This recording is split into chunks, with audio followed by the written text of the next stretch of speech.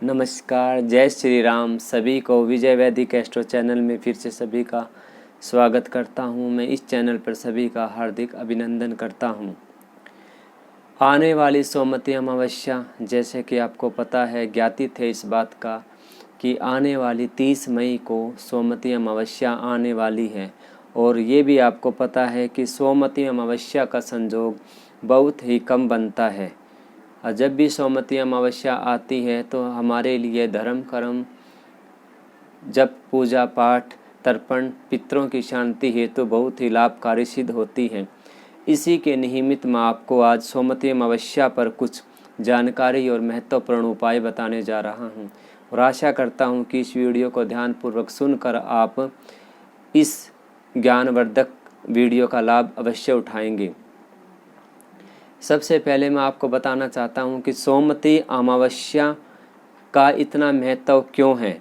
इसका एक पीछे तथ्य पुराणों के हिसाब से मैं आपको बताता हूं कि सोमवती अमावस्या वाले दिन सभी ग्रह, जो हमारे प्लेनेट्स हैं, जो हमारे ग्रह हैं, सभी ग्रह चंद्र ग्रह के साथ मिलकर भगवान शिव की उपासना स्तुति करते हैं।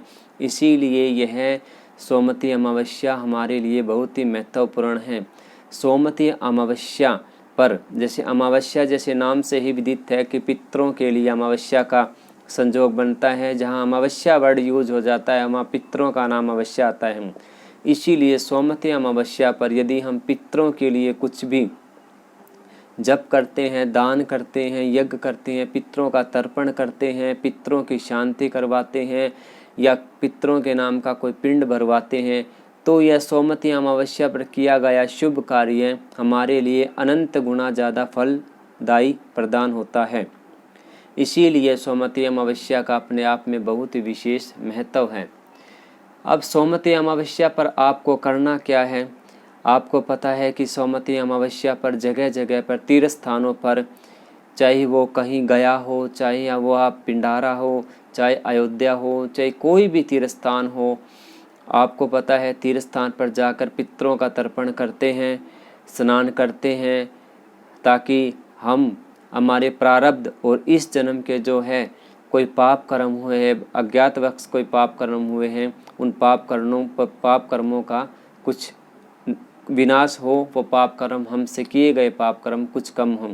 पितरों की तरफ से भी कोई गलती हो, त्रुटि हो, वो कम मानी जाती है यदि हम नियमित रूप से पितरों का तर्पण सोमवती अमावस्या पर करते हैं या करवाते हैं। तब आपको पता है कि प्रत्येक मनुष्य का, प्रत्येक जातक का सोमवती अमावस्या पर बाहर जाना संभव नहीं होता कि कोई पितृ शांति के लिए जगह जगह तीर्थ स्थानों पर, चाहे कोई नारायण बलि है, चाहे यज्ञ तप दान है, तर्पण है, पितरों का अर्पण है, या कोई भी पितरों के निमित्त किसी पंडित जी या ब्राह्मण द्वारा बताए गए उपाय हैं, वो करने सभी लोग जाते हैं। सभी के लिए संभव नहीं है कि सभी तीर्थ स्थानों पर जाना। इसीलिए मैं आपको घर बैठे ही कुछ पितरों की शांति हेतु भी हमारे पितर हम पर आशीर्वाद प्रदान करें, हम पर कृपा बनाए रखें, हमें अपना स्नेह प्रेम दे, इसके निमित्त मैं आपको कुछ 2-3 महत्वपूर्ण उपाय बताऊंगा। और आशा करूंगा आप इन उपायों को जरूर कीजिए, ताकि जाने अनजाने में इस जन्म के प्रारब्ध के या कोई पितर है जो हमें परेशान करते हैं या हमसे रुष्ट है, वो अवश्य ही हमसे खुश होंगे और अपना आशीर्वाद के रूप में हमें नया जीवन यापन देने के लिए प्रेरित करेंगे। नंबर 1, आप सोमवती अमावस्या के दिन सुबह स्नान आदि से निवृत्त होकर सारे घर की सफाई कीजिए। पहले सफाई भी कर सकते हैं। 5 अगरबत्ती घर में ज़रूर लगाइए। 5 अगरबत्ती घर में ज़रूर लगाइए अमावस्या वाले दिन। और उसके बाद आप किसी भी ब्राह्मण को आमंत्रित कीजिए अपने घर पर भोजन के लिए। आप ब्राह्मण को श्रद्धापूर्वक विनम्र भावना से पंडित जी को या ब्राह्मण जी को बुलाकर आप उनको अपने पितरों के लिए उनको भोजन अवश्य करवाएं, उनको दान दक्षिणा दें। जब भी आप पंडित जी को, ब्राह्मण को बुलाकर आप अपने घर में भोजन इत्यादि पितरों के नाम का करवाते हैं तो उनका मुख हमेशा दक्षिण की ओर रखें। और आप ब्राह्मण को जो भी आसन दे भोजन करने के लिए, जो भी आसन दे वो कोशिश करे वो कुशा का आसन हो। कुशा आपको पता है घास होती है जिसको डाब बोलते हैं।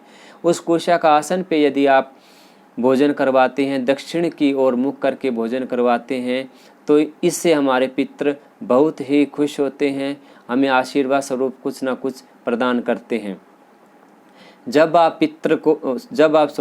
आप ब्राह्मण को भोजन आदि करवा कर विदा करते हैं तो खाली विदा मत कीजिए। उनको कुछ ना कुछ दक्षिणा, कुछ ना कुछ वस्त्र, कुछ ना कुछ बर्तन, जो भी आपको चाहा हो, जो भी आप कर सकते हो।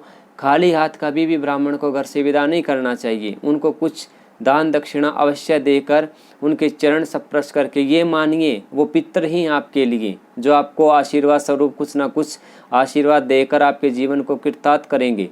इसके बाद आप क्या करोगे, ब्राह्मण को आप दान दक्षिणा देकर विदा कीजिए। कोशिश कीजिए आप उस दिन से, सोमवती अमावस्या के दिन जब ब्राह्मण को भोजन करवाएं, 1 साल मतलब 12 अमावस्या को आप भोजन अवश्य करवाएं।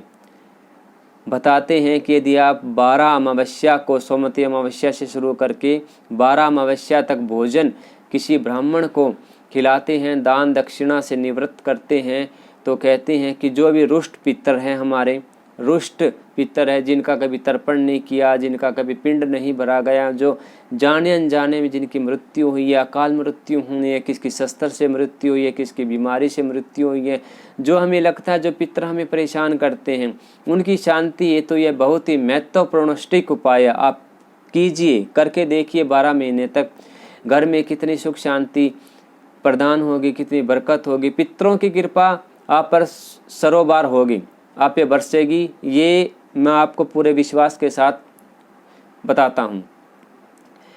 दूसरा, आप सोमवती अमावस्या को देखो, इसके बाद आप दान पूजा पाठ दक्षिणा जो भी करे वो करे। इसके साथ ही महत्वपूर्ण उपाय एक मैंने बताया। दूसरा मैंने कहा कि सोमवती अमावस्या पर तुलसी जी की और पीपल देवता की जरूर पूजा कीजिए। सुबह जल अर्पित कीजिए, शाम को तुलसी जी में घी का दीपक और पीपल देवता में शाम को सूर्यास्त के बाद आप एक घी का दीपक लगाइए। आप तुलसी जी की और पीपल जी की 7 परिक्रमा अवश्य कीजिए। 7 परिक्रमा करने का मतलब है कि हमने अपने पितरों को सोमवती अमावस्या के दिन आमंत्रण देकर उनको खुश करने की कोशिश की है। बहुत ही महत्वपूर्ण और सिंपल आसान उपाय है, आप करके देखिए। इसके साथ ही आप एक तिल के तेल का दीपक आप सोमवती अमावस्या के दिन शाम को शिवलिंग पर जरूर अर्पित कीजिए, क्योंकि मैंने जैसे पहले बताया था, इस दिन सभी के सभी ग्रह भी भगवान शिव की स्तुति आराधना करते हैं, उपासना करते हैं। आप भी शिवलिंग पर जाकर तिल के तेल का दीपक अवश्य ही प्रज्वलित कीजिए। इससे भी हमारे भगवान शिव के साथ साथ पितृ देवता अति प्रसन्न होते हैं। और गौओं की सेवा आपको पता है कि अमावस्या पर गौओं की सेवा का दान सबसे बड़ा महादान माना जाता है। आप गौ माता को गुड़, दलिया, हरा चारा अर्पित कीजिए, उनको खिलाइए। आपको पता है सनातन धर्म के अनुसार सभी देवी देवताओं माता गौ माता में विराजमान होते हैं। पितृदेवों की कृपा अति बनी रहती है जब यदि हम गौ माता की सेवा करते हैं। जब भी आपको पता है घर में बरकत के लिए, पितरों की शांति के लिए हम 1 रोटी गौ माता की ज़रूर निकालते हैं। और कभी भी 1 रोटी गौ माता को दो तो कभी भी अकेली रोटी कभी भी मत दो, उस रोटी पर घी के साथ गुड़ अवश्य दो, ताकि पितरों की कृपा हम पर बनी रहे और बरसती रहे। मैंने आपको छोटे छोटे बहुत ही महत्वपूर्ण उपाय बताए हैं, है छोटे हैं बड़े स्टिक। इसके साथ ही आप अन्य प्रकार की दान दक्षिणा पूजा पाठ कर सकते हो, सुंदरकांड का पाठ कर सकते हो, हनुमान चालीसा का 7 बार पाठ कर सकते हो, 11 बार पाठ कर सकते हो, 21 बार पाठ कर सकते हो।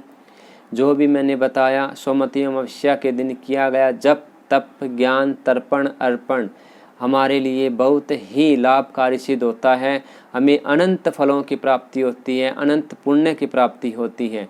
बस इसी के साथ मैं अपनी वाणी को विराम देता हूँ। आप सभी की मंगल कामना करता हूँ। भगवान परम पिता परमात्मा से प्रार्थना करता हूँ कि सभी खुश रहें, सभी पर भगवान की कृपा बरसती रहे, पितरों की कृपा आप सभी पर सदैव बनी रहे।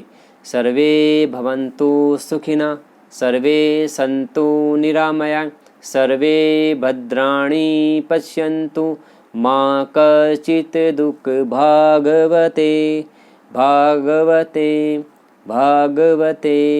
धर्म की जय हो, अधर्म का विनाश हो, प्राणियों में सद्भावना हो, इस विश्व का कल्याण हो।